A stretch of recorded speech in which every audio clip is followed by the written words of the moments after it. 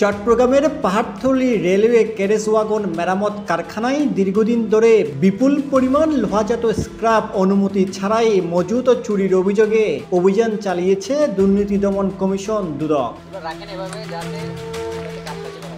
সেপ্টেম্বরের 30 তারিখ মঙ্গলবার দুপুর 12টার দিকে দুদকের উপপরিচালক মোহাম্মদ ইমরানের নেতৃত্বে সমন্বিত জেলা কার্যালয়ের একটি টিম এই অভিযান পরিচালনা করে। দুদক সূত্র থেকে জানা যায়, সম্প্রতি গণমাধ্যমে প্রকাশিত একটি প্রতিবেদনে উল্লেখ করা হয়েছিল, কারখানার ভেতরে বছরের পর বছর স্ক্র্যাপ জমিয়ে রাখা হচ্ছে নিলাম প্রক্রিয়া ছাড়া, যা চুরি ও পাচারের সুযোগ তৈরি করছে। এই অভিযোগের ভিত্তিতেই অভিযান চালানো হয়। অভিযানে দুদক কর্মকর্তারা দেখতে পান, কারখানার ভেতরে ছড়িয়ে ছিটিয়ে থাকা বিপুল লোহাজাত স্ক্র্যাপ নিলাম বা স্বচ্ছ প্রক্রিয়ার মাধ্যমে বিক্রি না করে অস্বচ্ছভাবে মজুত রাখা হয়েছে। অভিযোগ রয়েছে, এই সুযোগ কাজে লাগিয়ে একটি প্রভাবশালী চক্র দীর্ঘদিন ধরে স্ক্র্যাপ আত্মসাৎ ও গোপনে পাচার করছে।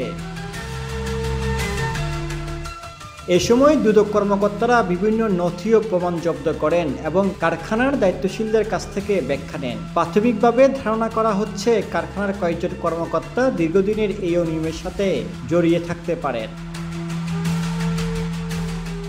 এই অভিযানের বিষয়ে দুদক কর্মকর্তারা জানান, আমরা সরেজমিনে গিয়ে দেখেছি এখানে রাবিশের সাথে একসাথে স্ক্র্যাপগুলো রাখা হয়েছে। অর্থাৎ কেউ এখানে যে কেউ চাইলে, বিশেষ করে যারা রাবিশগুলো বাইরে নিয়ে যায়, তারা কিন্তু যে কেউ চাইলে খুব সহজেই এই স্ক্র্যাপগুলো নিয়ে যেতে পারবে। তার মানে এখানে কর্তৃপক্ষের যথাযথ মনিটরিংয়ের অভাব আছে বলে আমাদের কাছে মনে হয়েছে আর কি। কারণ অনেক স্ক্র্যাপ, রাবিশের স্ক্র্যাপগুলো ময়লার সাথে স্ক্র্যাপগুলো মানে একসাথেই মেশানো আছে, একসাথেই রাখা আছে। এটা আমাদের কাছে মনে হয়েছে এটা এখানে অথরিটির যথাযথ মনিটরিংয়ের অভাব রয়েছে আর কি। তার মানে আমাদের যে 3টে অভিযোগ ছিল, তার মধ্যে আমরা প্রথম অভিযোগটার কোনো সত্যতা পাইনি। দ্বিতীয় এবং তৃতীয় অভিযোগটার সত্যতা আছে মর্মে রেকর্ডপত্রে আমরা পেয়েছি আর কি।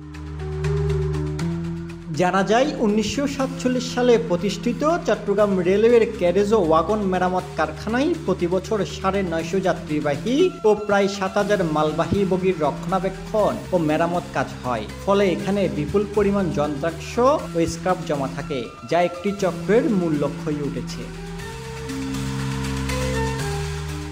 জামিউল ইসলাম মামুন, একান্ত টিভি, চট্টগ্রাম।